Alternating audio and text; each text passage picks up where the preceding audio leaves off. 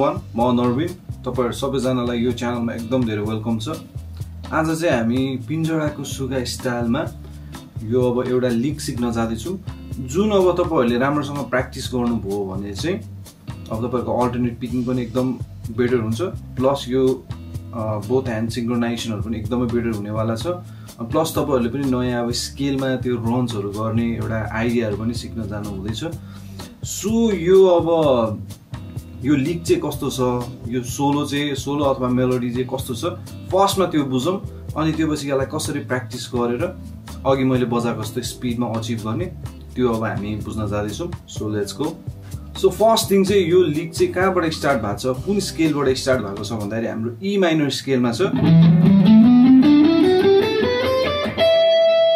अनि त्यो पछि यसमा अब टेक्निक भनेको चाहिँ हाम्रो सबै अल्टरनेट पिकिङ प्याटर्नहरु मात्रै युज भएको छ। जस्तै अल्टरनेट पिकिङ भनेको अब सबै जतिखेर पनि डाउन अप है, सबै डाउन अप यही प्याटर्न मात्रै युज भएको छ।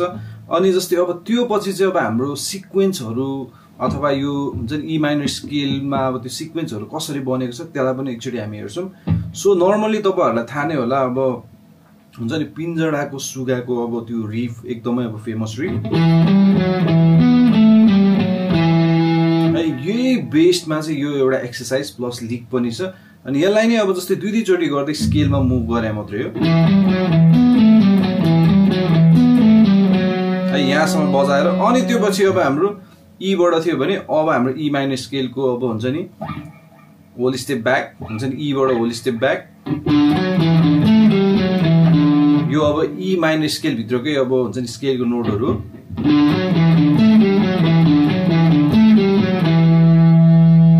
अनि त्यो पछि अब हाम्रो नेक्स्ट छ सी बाट स्टार्ट भएको छ,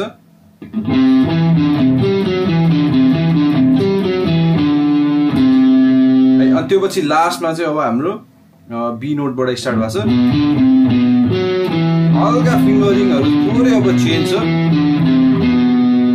है। सो फर्स्ट थिङ चाहिँ यो प्याटर्न छ, यो प्याटर्नलाई फर्स्टमा बुझौं।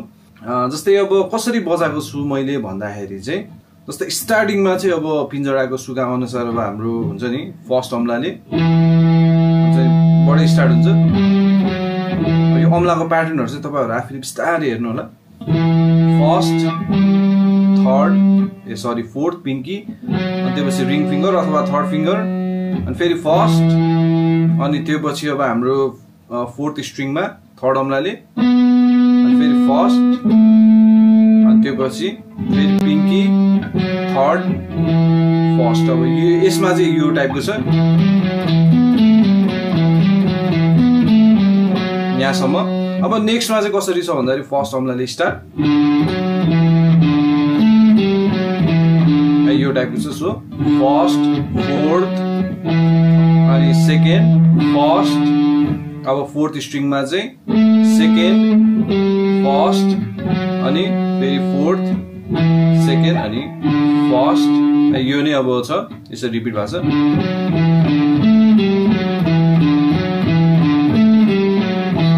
अब त्यो पछि अब हाम्रो सी बाट स्टार्ट भएको छ, यही ई माइनर स्केल भित्रको नोटहरु हो।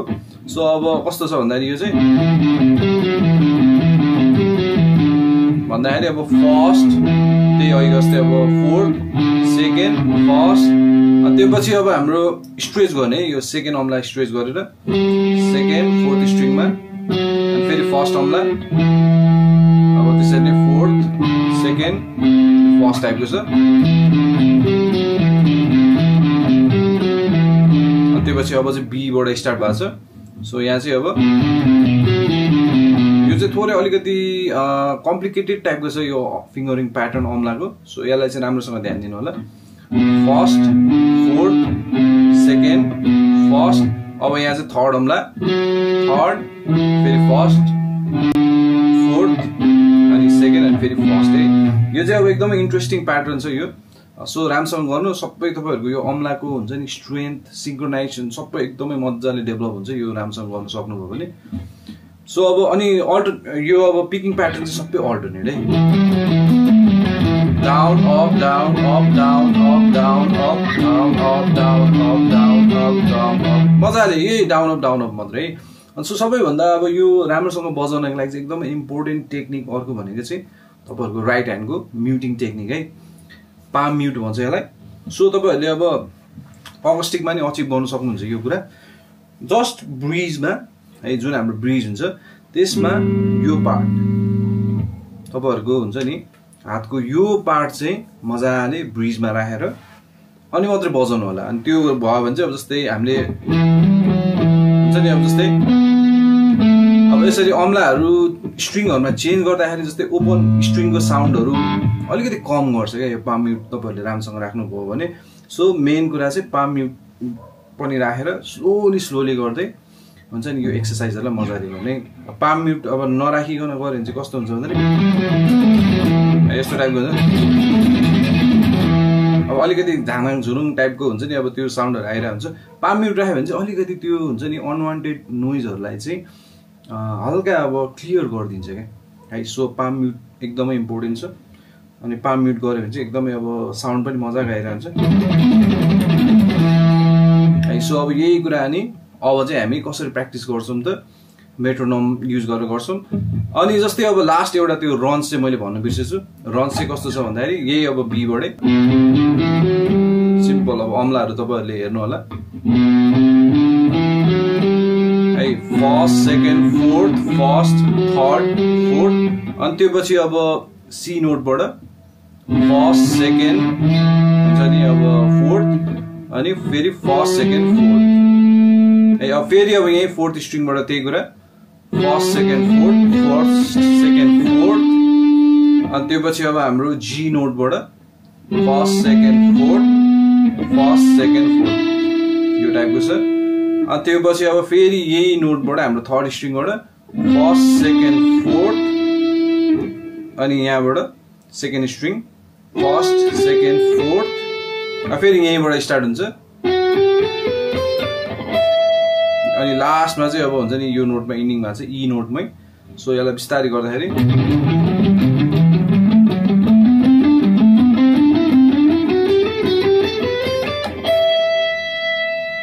अनि यसलाई बिस्तारै अब मेट्रोनोममा हामी बजाउँदै जान्छौं। सो अहिलेको ओरिजिनल स्पिड चाहिँ मैले 160 BPM मा बजाएको थिएँ।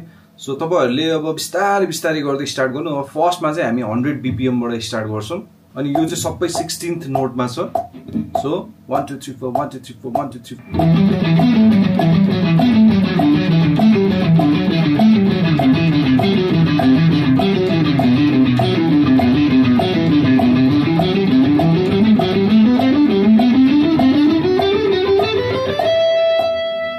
सो मजाले यसरी यो 100 BPM मा गर्नु होला। अनि अब हामी बिस्तारै बढाउँदै जान्छौं।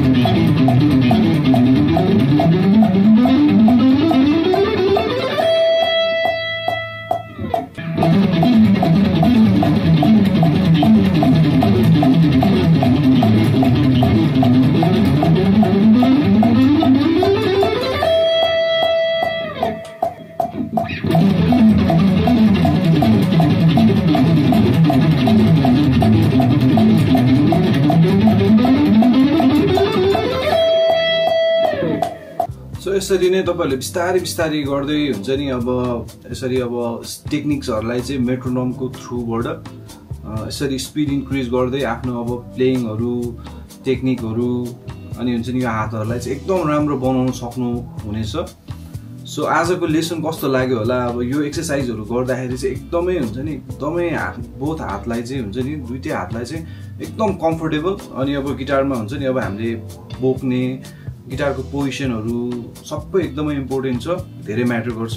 सो यो कुराहरूलाई एकदम ध्यान दिएर तपाईँहरूले प्र्याक्टिस गर्नु होला। मैले अगाडि कसरी गर्नु, के टेक्निकहरू कसरी युज गर्नु, अब यो अम्लाहरू कुन युज गर्ने, यो सबै एकदमै इम्पोर्टेन्ट छ। सो बिस्तारै यो लिकलाई चाहिँ तपाईँहरूले मजाले हुन्छ नि 160 BPM सम्म लानु होला। अनि त्यो गर्नुभयो भने चाहिँ तपाईँहरूको अब जस्तै ह्यान्ड सिङ्क्रोनाइजेसन प्लस अब यो अल्टरनेट पिकिङ चाहिँ एकदमै बवाल हुनेवाला छ। सो यो एक्सर्साइजलाई चाहिँ मजाले प्र्याक्टिस गर्नु होला। यसरी नै म अब अर्को नेक्स्ट लेसनमा अझ इन्ट्रेस्टिङ अब एक्सर्साइजहरू, लिकहरू, लेसन्सहरू लिएर आउनेवाला छु। यो च्यानललाई फलो गर्नु होला अनि मजाले प्र्याक्टिस गर्नु होला। So see you guys.